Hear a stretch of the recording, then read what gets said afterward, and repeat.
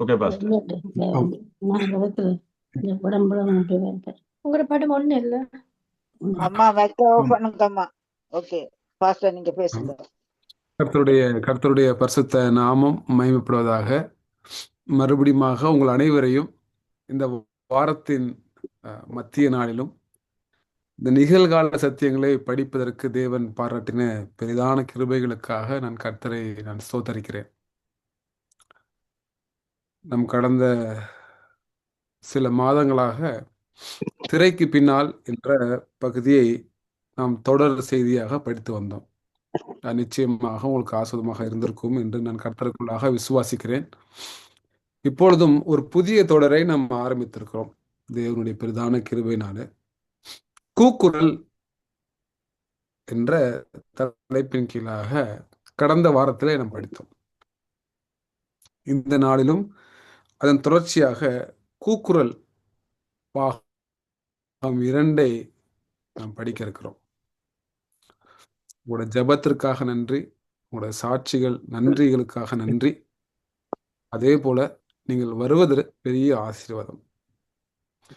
தொடர்ந்து வாருங்கள். இந்த செய்தியை மற்றவர்களோடு நீங்கள் பகிர்ந்து கொள்ளும்படியாக அன்பாய் நான் கேட்டுக்கொள்கிறேன். இதனால் தியானத்திற்குள் செல்வதற்கு முன்பாக கண்களை மூடி ஜெபம் செய்வோம். கிருபை உள்ள நல்ல தகப்பனே ராஜா, இந்த நேரத்திலும் எங்களை தாழ்த்துகிறோம், எங்களை வெறுமையாக்குகிறோம். எங்க மனசுல நீங்க பேசுங்க தகப்பனே. ஆவியானவர் எங்கள் உள்ளத்தை ஆளுகை செய்யும்படியாக நாங்கள் மனம் தாழ்த்தி ஜெபிக்கிறோம். அடியனை மறைத்து நீங்க வெளிப்படுங்க. இவை ஆவியும் கண்மணியும் மீட்பராக இருக்கிற மேலான வல்லமை உள்ள கிறிஸ்து இயேசுவின் புண்ணிய நாமத்திலே கஞ்சி உள்ள பரம்பிதாவே, ஆமேன். பாகம் 2 கூக்குரல். இந்த பகுதியில இந்த மைய பாடமாக இந்த நாளில ஒருவேளை உங்களுடைய வாழ்க்கையில இதை நீங்கள் கடந்து வந்திருக்கலாம். அடியனுக்கு ஒருவர் தெரிந்த ஒரு நபர் இந்தியாவில் தன்னுடைய அனுபவத்தை என்னோட பகிர்ந்திருக்கிறார். அவர் சொல்லும் பொழுது எனக்கு சொன்ன செய்தி, அவர் ஒரு மில் தொழிற்சாலை, நீங்க கேள்விப்பட்டிருப்பீங்க, மில் என்று சொல்வார்கள் தொழிற்சாலையில. இந்த காட்டன், இந்த நூலெல்லாம் அவங்க செய்கிற பெரிய பெரிய தொழிற்சாலைகளில் வேலை செய்து கொண்டிருந்தவர். அப்பொழுது ஒரு நல்ல ஒரு நிலையிலே வேலை செய்து கொண்டிருந்தார். அவருக்கு கீழாக ஒரு அப்ரண்டிஸ் போல ஒரு நபரை வேலைக்கு அமர்த்தி இருந்தார்கள். காலம் சென்றது. இவருக்கு கீழாக வேலை செய்து கொண்டிருந்தவர் ஒரு சலிப்புத்தன்மை நிமித்தமாக, ஒரு சலிப்புத்தன்மை வேலையில, என்ன இந்த வேலையை நான் பார்க்கல என்று சொல்லி அந்த வேலையை விட்டுவிட்டு அவர் சொந்தமாக ஒரு தொழில் செய்ய ஆரம்பித்தார். பல வருடங்களுக்கு பிறகு இந்த அப்ரண்டிஸாக இருந்த இந்த நபரை ஏதோ ஒரு இடத்துல ரோட்ல சந்திக்கும் பொழுது ஒரு பெரிய தொழிலதிபராக இருப்பதை அவர் கண்டார். இந்த நல்ல நிலையில இருந்தார் பார்த்தீங்களா, தொழிற்சாலையில, மில்லுல, அவர் என்னன்னா அதை விட கொஞ்சம் கீழே இறங்கி காணப்பட்டார். வாழ்க்கையில ஒருவேளை இப்படி யாராவது நம்ம கடந்து வந்திருக்கலாம். ஆங்கிலத்தில் ரிவர்ஸ் என்று சொல்வார்கள். ரிவர்ஸ். மேலாக ஒருவேளை தென்பட்டவங்க கீழே போயிருந்திருப்பாங்க. ஒருவேளை இவங்கெல்லாம் வாழ்க்கையில மேலே வரவே மாட்டாங்க, அவங்கெல்லாம் முடிஞ்சு போச்சு என்று நினைக்கிற பிள்ளைகள் மேலாக வந்திருப்பதையும் நம்முடைய வாழ்க்கையில நம்ம சந்தித்திருப்போம். ஒருவேளை சந்தித்திருக்க வாய்ப்பு இருக்கிறது. பரிசுத்த வேதாகமத்திலும் அப்படி ரிவர்ஸ் நடந்தது நாம் நிச்சயமாக நாம் பார்க்க முடியும். அதுதான் இந்த நாளின் மைய பாடமாக கூக்குரல் பகுதி 2 நாம் பார்க்க போறோம். கூக்குரல் பகுதி 2. ஏன்னா இது நமக்கு எச்சரிப்பின் செய்தியாகவும் இருக்கிறது. எதையுமே நம்ம சாதாரணமாக நம்ம எடுத்துக்கூடாது. ஏன்னு சொன்னா பரிசுத்த வேதத்துல இப்படி பெரிதான உதாரணங்களை நம்ம பார்க்க முடியும். தேவன் இந்த இஸ்ரேலர்களை யூதர் யூத யூதர்களை ஒரு பெரிய வெளிச்சமாக தேவன் வைத்திருந்தார். இந்த யூதர்கள், இந்த இஸ்ரேலர்கள் என்ன பண்ணாங்கன்னு சொன்னா, இந்த புறஜாதியார்களை தங்களுடைய வாயில கூட என்ன பண்ணாங்கன்னா அவங்க பேரை கூப்பிட மாட்டாங்க. நீங்க பாடங்களை படித்திருக்கலாம். புறஜாதியார்களை அவங்க வாயில கூட அவங்க பேரை சொல்ல மாட்டாங்க. வேதத்துல ஒரு இடத்துல அவர்களை நாய் என்று கூட சொல்லி ஒப்பிட்டு பேசுவதை நாம் பார்க்க முடியும். ஆனால் இந்த மேன்மையாக தன்னுடைய பார்வையில தெரிந்த இந்த இஸ்ரவேலர்கள் ஒரு காலகட்டத்தில் அவர்கள் தள்ளப்பட்டு போவதை நாம் பார்க்க முடியும். மனிதர்களால் புறக்கணிக்கப்பட்டு காணப்பட்ட இந்த புறஜாதியர்கள் இந்த சுவிசேஷத்தை சுமக்கிற பிள்ளைகளாக, எடுத்து செல்கிற பிள்ளைகளாக மாறுவதையும் நாம் பார்க்க முடிந்தது. த ரிவர்ஸ். ஒரு கடத்துல மேன்மையாக தெரியப்பட்ட தென்பட்ட இஸ்ரேலர்கள் கடைசியில் புறக்கணிக்கப்பட்டு போவதையும், புறக்கணிக்கப்பட்டு போயிருந்த இந்த புறஜாதியர்கள் கடைசியில அவர்கள் இந்த சுவிசேஷத்தை சுமந்து சுவிசேஷத்தை எடுத்து செல்கிற பிள்ளைகளாக மாறுவதையும் நாம் பார்க்க முடியும். இப்படியாக பரிசுத்த வேதத்துல என்னென்ன காரியம் நடந்துச்சு, நமக்கு என்ன எச்சரிப்பு, நம்ம என்ன ஜாக்கிரதையாக இருக்க வேண்டும் என்பதுதான் சுருக்கமாக ஜெபத்தோடு நாம் பயணிக்க போறோம். அடியானோடு நீங்கள் ஜெபத்தோடு நீங்கள் பயணிங்கள். ஆண்டவரே, நாங்கள் இருக்கிற நிலையில நாங்கள் உம்மோடு மாத்திரம் நாங்கள் இல்லைன்னு சொன்னா, நீங்க சொல்ற வார்த்தையின்படி மாத்திரம் நாங்கள் நடக்கலை அப்படின்னு சொன்னா, எங்களுடைய வாழ்க்கையிலும் இது ரிவர்ஸ் நடப்பதற்கு நிறைய வாய்ப்பு இருக்கிறது. அதனால நம்ம ஜாக்கிரதையாக நம்ம இந்த நாளில் படிக்க இருக்கிறோம். அடுத்து ஒரு 20 நிமிடங்கள் எடுத்தவர் வசனத்தை வாசிங்கள். மத்தேயு புத்தகம் 21ஆம் அதிகாரத்தில் 42ஆம் வசனத்தை வாசிப்போம். மத்தேயின் சுவிசேஷம் 21ஆம் அதிகாரத்தில் 42ஆம் வசனத்தை நாம் வாசிப்போம். மத்தேயின் சுவிசேஷம் 21ஆம் அதிகாரத்தில் 42 அவர்களை நோக்கி, வீடு கட்டுகிறவர்கள் ஆகாததென்று தள்ளின கல்லே மூளைக்கு தலைக்கல்லாயிற்று. அது கர்த்தராலே ஆயிற்று. அது நம்முடைய கண்களுக்கு ஆச்சரியமாயிருக்கிறது என்று நீங்கள் வேதத்தில் ஒரு காலம் வாசிக்கவில்லையா? இப்ப இந்த வசனத்துல ஒரு ரிவர்ஸ், நான் உங்களுக்கு ஒரு சில உதாரணங்களை முன்னாடி வச்சேன். இந்த ரிவர்ஸை நம்ம இங்கேயும் பார்க்க முடிகிறது. என்ன ரிவர்ஸ் நம்ம இங்க பார்க்க முடியுதுன்னு சொன்னா, இயேசு அவர்களை நோக்கி சொல்றாங்க, வீடு கட்டினவர்கள் ஆகாது என்று தள்ளின கல்லை. அப்ப இது வேண்டாம் அப்படின்னு நினைக்கிற இந்த கல்லை தேவன் ரிவர்ஸ் பண்றதை நீங்க பாக்குறீங்க. அந்த கல்லு தான் எந்த கல்லை ஆகாது என்று தள்ளினாங்களோ அதே கல்லை தேவன் என்ன பண்றாங்கன்னா மூளைக்கு தலைக்கல்லாயிற்று என்பதை தேவன் வைத்ததை நாம் பார்க்க முடியும். நான் சொன்ன கூக்குரல் பகுதி 2ல் தேவன் எங்கெல்லாம் ரிவர்ஸ் பண்றாரு என்பதை நீங்கள் பார்த்து கொண்டே வாருங்க. இந்த வசனத்தை ஏசப்பா சொல்லும்போது இவர்களுக்கெல்லாம் புரியும். ஏன் என்று சொன்னா, நீங்கள் ஒருவேளை சாட்சியாமத்தை வாசித்தீங்கன்னு சொன்னா இதனுடைய விளக்கத்தை நீங்கள் பார்க்க முடியும். சாலமோன் ராஜா தேவாலயத்தை கட்டும் பொழுது அதற்கு வேண்டிய கற்களை அவங்க என்ன பண்ணாங்கன்னு சொன்னா, அந்த ஆலய இடத்துல அவங்க என்ன பண்ணலன்னு சொன்னா, கல்லை எதுவுமே அவங்க செதுக்கலை, வெட்டலை, பாலிஷ் பண்றது இது எதுவுமே இந்த ஆலயத்தை கட்டின இடத்துல அவங்க எதுவுமே செய்யல. இதெல்லாம் எங்க செய்தாங்க அப்படின்னு சொல்லி பார்த்தோம் என்றால், அது குவாரியிலேயே வச்சு என்ன பண்ணாங்கன்னா செஞ்சாங்க. குவாரியிலேயே வெட்டுறது, பாலிஷ் பண்றது, சைஸ் எல்லாமே குவாரியிலேயே பண்ணிடுவாங்க. அந்த கல்லை கரெக்டா கொண்டு இங்க ஆலயத்தின் அந்த இடத்துல வச்சு அடுக்கிறது தான். இதுதான் அங்க நடந்த ஒரு காரியம். இதற்காக நபர்களை என்ன பண்ணாங்கன்னு சொன்னா, இந்த ராஜா சாலமோன் ராஜா நியமித்திருந்தார். அது விசேஷித்த வரங்களையும் கிருபையும் தேவன் என்ன பண்ணாங்கன்னு சொன்னா அந்த நபர்களுக்கு தேவன் கொடுத்திருந்தார். இப்படியாக ஒவ்வொரு கல்லும் கொண்டு வரும்போது ஒரே ஒரு கல்லு மாத்திரம் ஒரு சைஸ்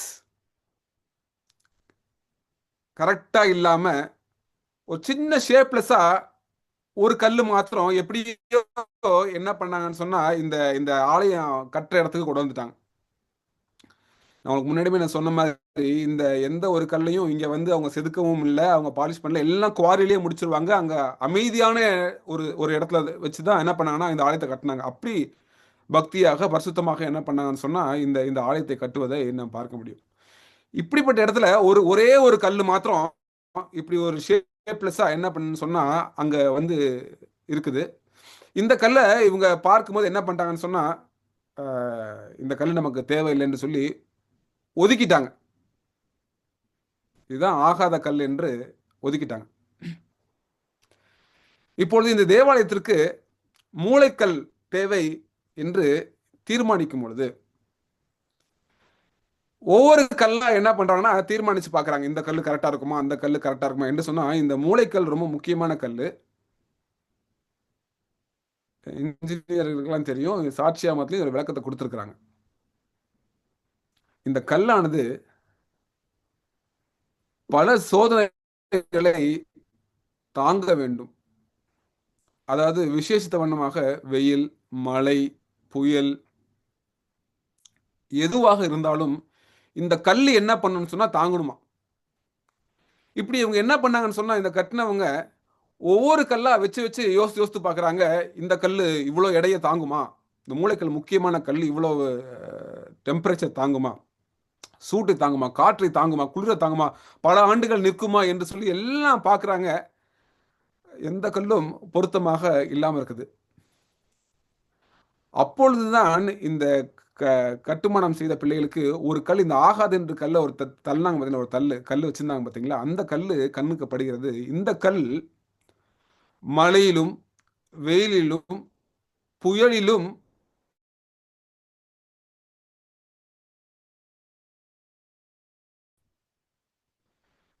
அப்படி இந்த கண்ணு இந்த கல்லை இந்த கட்டுபவர்களுடைய கண்களுக்கு பட்டது. அப்ப முடிவெடுத்தாங்க இந்த கல் சரியான கல் என்று சொல்லி அதற்குரிய பரிசோதனைகளை பண்ணி என்ன பண்ணாங்கன்னா இந்த மூளைக்கல்லாக வைத்தாங்க.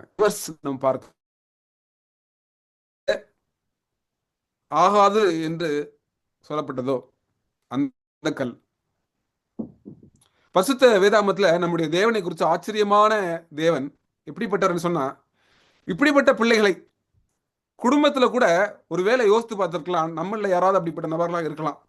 குடும்பங்கள் எல்லாம் நினைச்சிருப்பாங்க, இந்த நபர் இவருக்கெல்லாம் குடும்பம் இருக்குமா.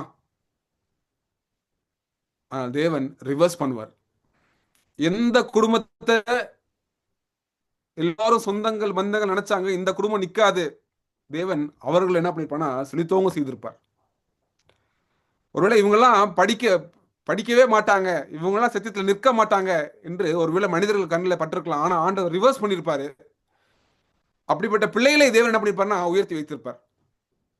ஆகாத என்று தள்ளின கல்லை மூளை கல்லாக மாற்றினார் நம்முடைய தேவன்.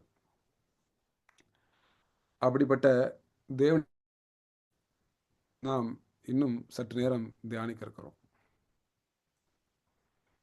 அதனால நம்ம என்ன பண்ணணும்னு சொன்னா ஆண்டுடைய பாதத்துல நம்ம எப்பொழுதுமே தாழ்மையாக அவரை நம்பி அவரை உயர்த்தி பிடித்து அவரை மேன்மைப்படுத்தி நாம் ஆண்டவரே என்று சொல்லி அவருடைய பாதத்துல மனத்தாழ்மையாக நடக்கிற பிள்ளைகளாக இருக்க வேண்டும். நான் சொன்னேன் ரிவர்ஸ் பண்ண முடியும், தேவனால் ரிவர்ஸ் பண்ண முடியும். ஆகாத என்று தள்ளப்பட்ட கல்லை ஆண்டவர் மூளைக்கல்லாக ஆக்கினாங்க. ஒரு சில பேர்கள் நான் தான் பெருசு, நான் தான் என்று நினைச்சிருப்பாங்க. ஆண்டவர் அவர்களை தள்ளி விட்டுருப்பார். அந்த உதாரணத்தையும் பரிசுத்த வேதத்தில் நம்ம பார்க்கிறோம்.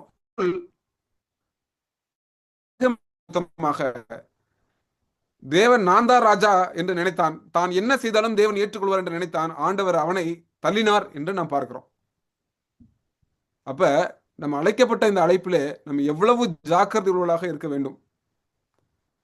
நம்ம கொடுக்கப்பட்ட சத்தியத்துல நம்ம எவ்வளவு ஜாக்கிரதை உள்ளவர்களாக நாம் இருக்க வேண்டும் என்று நாம் பார்க்கிறோம். 43ஆம் வசனத்தை வாசிங்க. மத்தேயு 21ஆம் அதிகாரம் 43ஆம் வசனம்.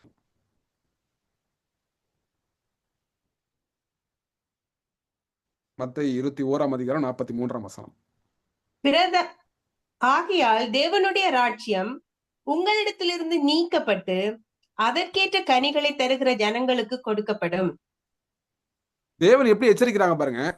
உங்களிடத்துல இருந்து நீக்கப்பட்டு, ரிவர்ஸ், நீக்கப்பட்டு அதற்கேற்ற கனிகளை, ராஜ்யத்திற்கு ஏற்ற கனிகளை தருகிற ஜனங்களுக்கு அது கொடுக்கப்படும் என்று சொல்றாங்க. அப்ப நமக்கு தேவன் சத்தியத்தை கொடுத்திருக்கிறாரு. நம்ம எவ்வளவு பயபக்தியோடு தாழ்மையோடு கொடுக்கப்பட்ட சத்தியத்துல உண்மையாக நாம் நடக்க வேண்டும்.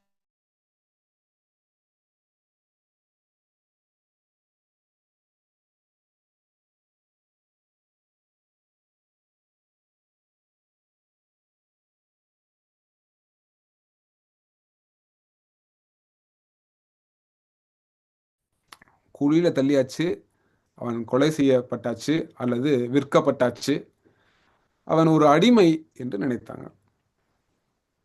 ஆனால் தேவன் ரிவர்ஸ் பண்றாரு. இவரு எல்லாத்துக்கும் ஒரு நாள் அதிபதியாக தேவன் என்ன பண்ணாங்கன்னு சொன்னா இந்த யோசேப்பை நிறுத்தியதை நான் பார்க்க முடியும். இன்னொரு உதாரணத்தையும் நான் படிச்சது வேதத்துல பார்க்கணும். தாவீது கோலியத் இருக்கிறாங்க. இந்த கோலியத் நினைக்கிறாரு தாவீதை பார்த்து, துச்சமா நினைக்கிறாரு. உன்னையெல்லாம் ஒருவேளை நம்ம ஊர் பாஷையில் இந்த சுண்டு விரல்ல தூக்கி போட்டுருவேன் அப்படின்ற மாதிரி நினைக்கிறார். ஆனால் தேவன் ரிவர்ஸ் பண்றாரு.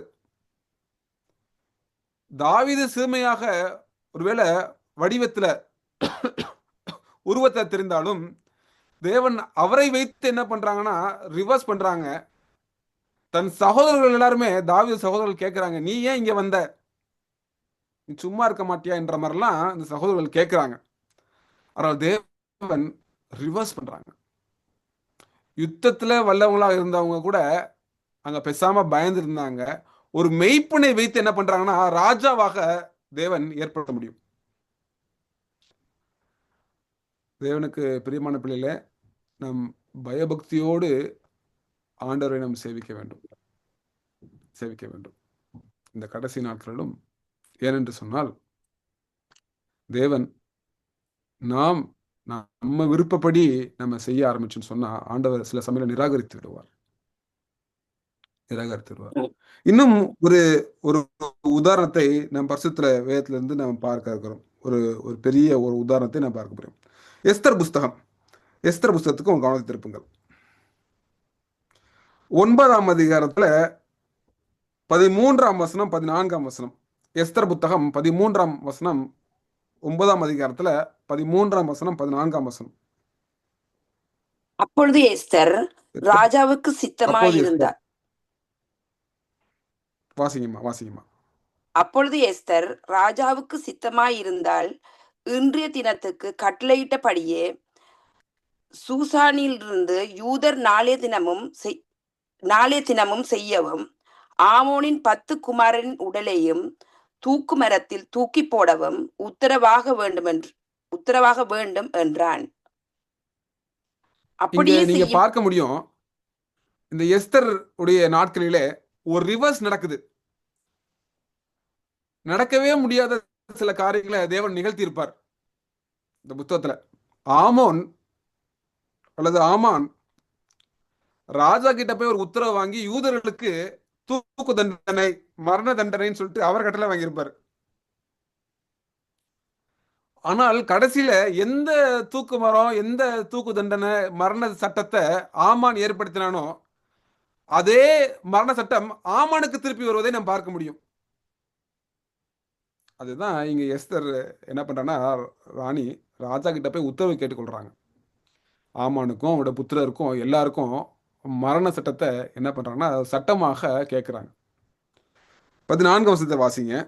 அப்படியே செய்யும்படிக்கு ராஜா உத்தரவு கொடுத்தான்.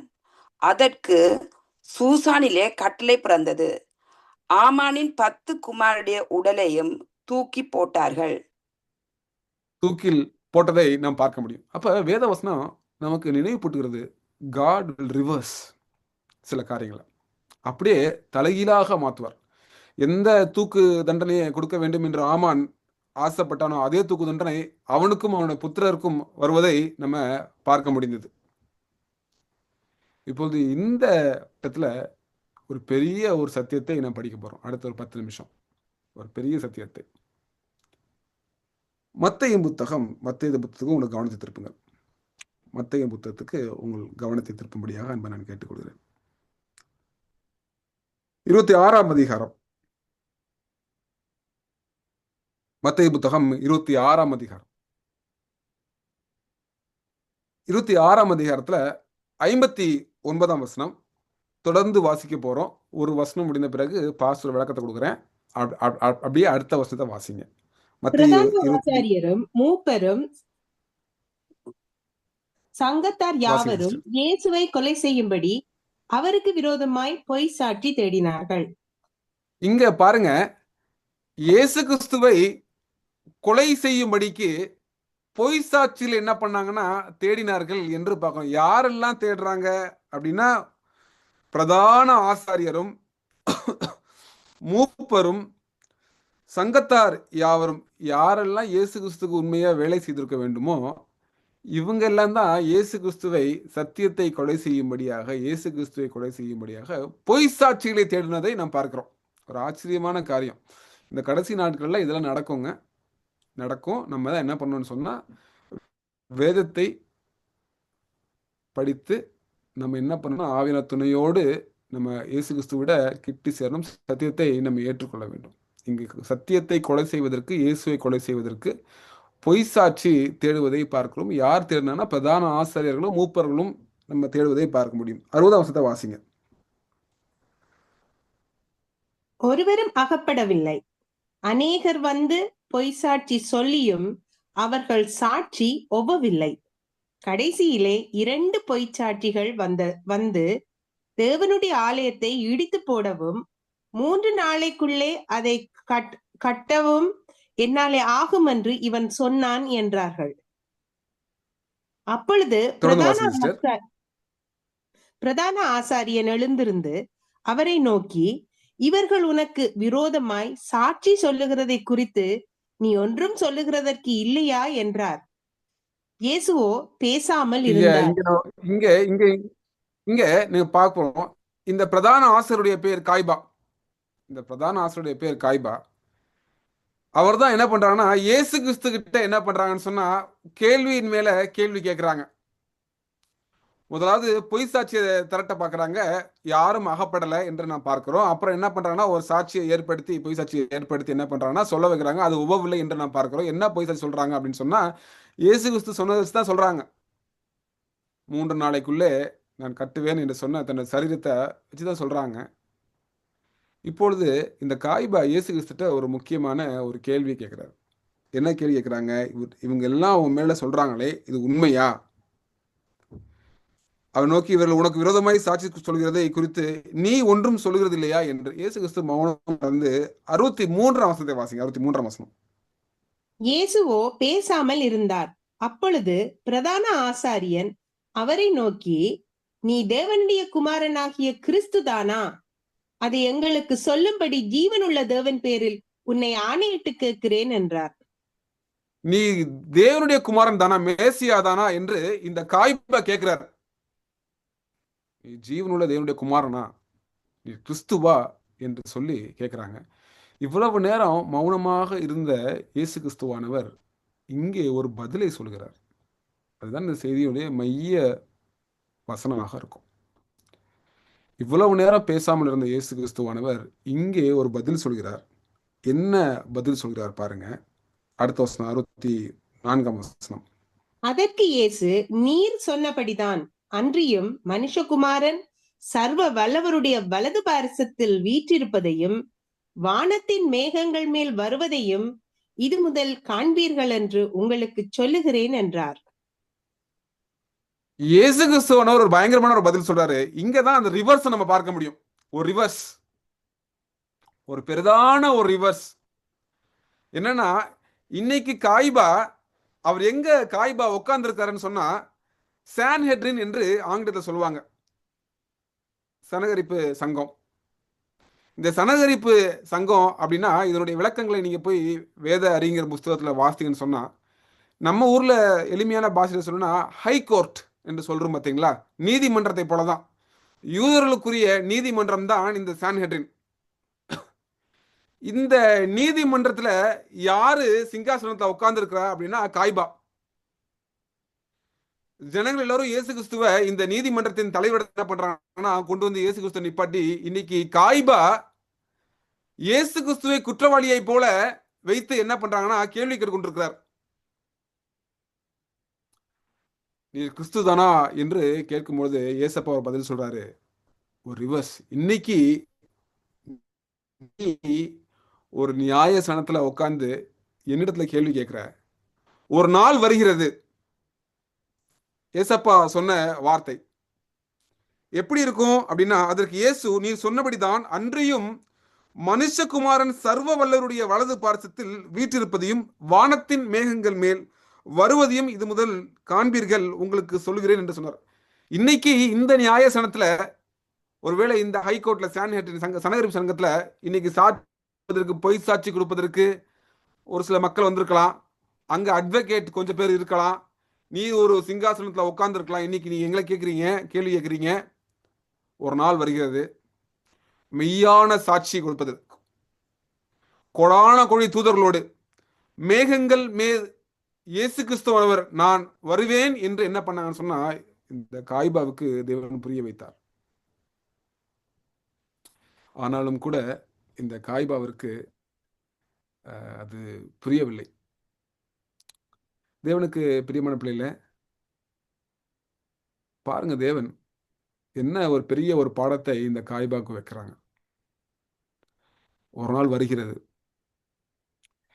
இன்னைக்கு நான் சிங்காசனத்துல இருக்கிறேன் என்று சொன்னால் அதை வைத்து நான் தப்பா வாழ்க்கை வாழ்ந்துடக்கூடாது. எனக்கு கொடுக்கப்பட்ட வசதி வைத்து நான் தவறாக வாழ்ந்துடக்கூடாது. இன்னைக்கு நான் பெரிய இடத்துல இருக்கிறேன் என்று சொல்லி ஒரு நாளும் நம்ம வாழ்ந்துடக்கூடாது. அப்படி காய்பா அப்படி செய்தான். என்ன தவறு செய்தார்? பொய் சாட்சிகளை திரட்டாரு. இயேசு கிறிஸ்து தான் நான் தான் என்று சொல்லும்போது கூட அந்த சத்தியத்தை என்ன பண்ணலன்னு சொன்னா அதை உதாசீனப்படுத்தினதை நான் பார்க்க முடியும். தேவனுக்கு பிரியமான பிள்ளையில இந்த கடைசி நேரத்தில் வாழ்ந்து கொண்டிருக்கிறோம். காய்பாவை போல நம்ம என்ன பண்ணக்கூடாதுன்னு சொன்னா, இயேசு கிறிஸ்துவானவர் வெளிப்படுத்துகிற சத்தியத்தை, விசேஷத்தனமாக இந்த இரண்டாம் வருகையின் சத்தியத்தை நம்ம என்ன பண்ணக்கூடாதுன்னா மறந்துச்சிடக்கூடாது. ஏதோ மனுஷ கூட்டம் நம்ம கூட இருக்குது, ஏதோ அவங்க செல்வாக்கு இருக்கு, இரண்டு பொய் சாட்சிகள் இருக்காங்க, இதெல்லாம் வச்சு நம்ம வாழ்க்கையை முடிவு எடுத்துடக்கூடாது. தேவ பிள்ளைகளே, நாம் எப்படி எதை வைத்து முடிவெடுக்க வேண்டும் அப்படின்னா, இயேசு கிறிஸ்துவான அவர் சொல்ற வார்த்தையில் வைத்து தான் நாம் முடிவெடுக்க வேண்டும். அதற்காக நாம் பயிற்சியை பெற்றுக்கொள்ள வேண்டும்.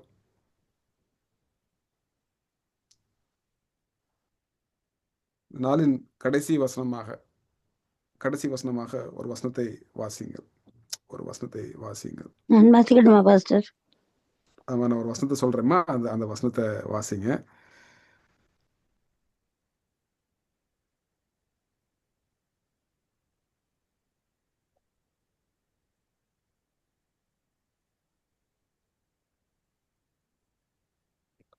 லூக்காவின் சுவிசேஷம்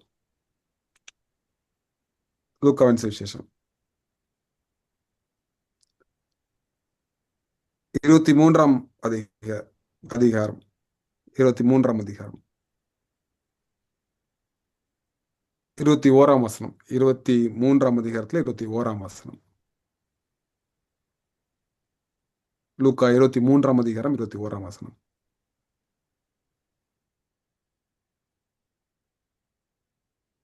நான் அவர்களோ பாஸ்டர் வாசிங்க நீங்க வாசிக்கட்டுமா? வாசிங்கம்மா. 24வது வசனம் என்ன? அவர்களோ ஆமா, அவனை சிலுவையில் அறையும் என்று கூக்குரலிட்டார்கள். இங்க பாருங்க, தேவ ஜனங்கள் கடைசியில இயேசு கிறிஸ்துவை என்ன பண்றாங்கன்னா ஒரு கூக்குரலிட்டாங்க. அதான் இந்த இந்த இந்த தொடரின் தலைப்பு கூக்குரல் பாகம் 2 நம்ம படிக்கிறோம். ஜனங்கள் கடைசியில என்ன கூக்குரலிடுறாங்க பாருங்களேன். அவனை சிலுவையில் அறையும் என்று கூக்குரலிட்டாங்களாம். தேவ பிள்ளையில, இந்த காய்பாவுக்கு தேவன் வெளிப்படுத்தியும் கூட சத்தியத்தை வெளிப்படுத்தினார். ரிவர்ஸ் ஆகும். இன்னைக்கு நம்ம ஏதோ ஒரு இடத்துல உட்கார்ந்து இருக்கிறோம், நமக்கு ஏதோ ஒரு ஆஸ்வதம் இருக்குது, இதை வச்சு நம்ம இயேசு கிறிஸ்துவை மறந்துடக்கூடாது, சத்தியத்தை மறந்துடக்கூடாது. பிள்ளையில ஆண்டவருக்கு பயந்து தாழ்மையாக ஆண்டவரே சொல்லித்தாங்க, எங்களுக்கு நான் தவறு செய்திருந்தால் எனக்கு புத்திமதி கொடுங்க, எனக்கு ஆவியோட துணையை கொடுங்க, நான் மாறிக்கொள்கிறேன், கர்த்தர் இயேசு கிறிஸ்து சீக்கிரம் வராங்க என்று சொல்லி நம்ம அனுதினமும் ஆயத்தப்படுவோம். தேவன் நமக்கு கிருபை கொடுக்கட்டும். கர்த்தர் நம்ம அனைவரையும் ஆஸ்வதிக்கட்டும். ஜெபம் செய்வோம். கிருபை உள்ள நல்ல தகப்பனே, பரிசுத்த வேதத்திலிருந்து எங்களுக்கு பேசுனதுக்காக நன்றி செலுத்துறோம் அப்பா. காய்பா பிரதான ஆசாரியன் அப்பா தவறான முடிவு எடுக்கிறாங்க. இயேசு கிறிஸ்துவானவர் அங்கே மெய் சாட்சியை கொடுக்கும் பொழுது கூட அந்த மெய் சாட்சியை ஏற்றுக்கொள்ளாதபடிக்கு தன் இதயத்தை கடினப்படுத்தி இருந்தாங்க ராஜா. அதனால தகப்பனே, இந்த கடைசி நாட்களிலும் நாங்களும் இந்த மெய் சாட்சியை, சத்தியத்தை, நிகழ்கால சத்தியத்தை நாங்கள் படிக்கும் பொழுது நாங்கள் மனத்தாழ்மையாக கர்த்தாவே சொல்லுங்க, நாங்கள் கேட்கிறோம் என்று சொல்லி வாழ உதவி செய்யுங்க ராஜா. ஒரு நாளும் சத்தியத்துக்கு எதிர்த்து நிற்காத பிள்ளைகளாக, சத்தியத்திற்கு கீழ்ப்படுகிற பிள்ளைகளான ஆசுவத்தை தாங்க. இந்த கூக்குரல் பாகத்தை படிக்கும் பொழுது ஒவ்வொருவருடைய குடும்பமும் உள்ளமும் ஆஸ்வதிக்கப்படட்டும். இவை யாவையும் கண்மலையும் மீட்பராக இருக்கிற இயேசுவின் புண்ணிய நாமத்திற்கு ஜீவ பரம்பிதாவே. ஆமேன், ஆமேன்.